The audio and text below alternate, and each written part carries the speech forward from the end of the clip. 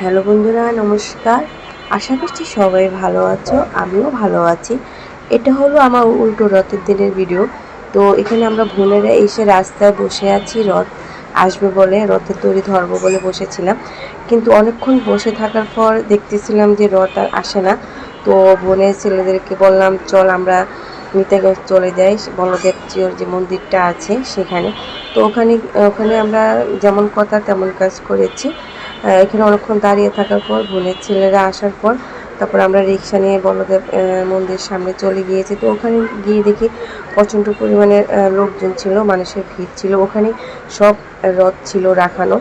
তো যাই হোক, আমরা 2-3টা রথের দর্শন পেয়েছি। ওখানে যেহেতু একটা রথের পিছনে পিছনে করতে করতে আমরা একদম আমাদের বাসার আমলাপাড়ার কালীবাজার যে মোড়টা আছে সেখানে আমরা চলে আসছি।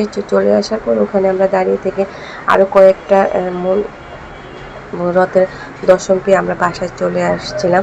আসলে ওই দিনকে যেহেতু শুক্রবার ছিল, ভালোই ভিড় ছিল, লোকজন বের হয়েছে ওই দিন জগন্নাথের দর্শন করার জন্য, জগন্নাথের দড়িটা একটু ধরার জন্য সবাই ভিড় হয়েছে আমাদের মতো। তো এইখানে এসে আমরা একটু এখন হাঁটতেছিলাম, হাঁটার পরে আমরা একটা রথের পিছনে চলে আসব। তো ছোটো মেয়েটাকে সাথে নিয়ে আসছে, বড় মেয়েটা আসেনি, ও বাসায়ই ছিল। তো যখন রথটা ধরতে পেরেছি তখন ভীষণই ভালো ভালো লাগছে। আর একদম মিতাগঞ্জ থেকে আমাদের একদম স্বর্ণপট্টি যে কালীবাজার আছে সেখানে কিন্তু আমরা চলে আসছি হেঁটে হেঁটে। তো আসলে যখন হাঁটছিলাম তখন কিন্তু কোনো কষ্টই লাগেনি, ভালোই লেগেছিলো।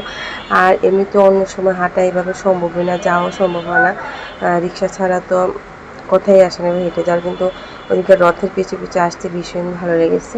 তো যাই হোক, আমি আমার ভয়েসটা এখানে শেষ করছি, আর কোনো কথা বলতে চাচ্ছি না। তো জগন্নাথ সবার মঙ্গল করুক, সবার কে ভালো রাখুক, সুস্থ রাখুক, সবার মনোবাসনা পূর্ণ করুক, এই কামনা করি। তো জয় জয় জগন্নাথ, টাটা।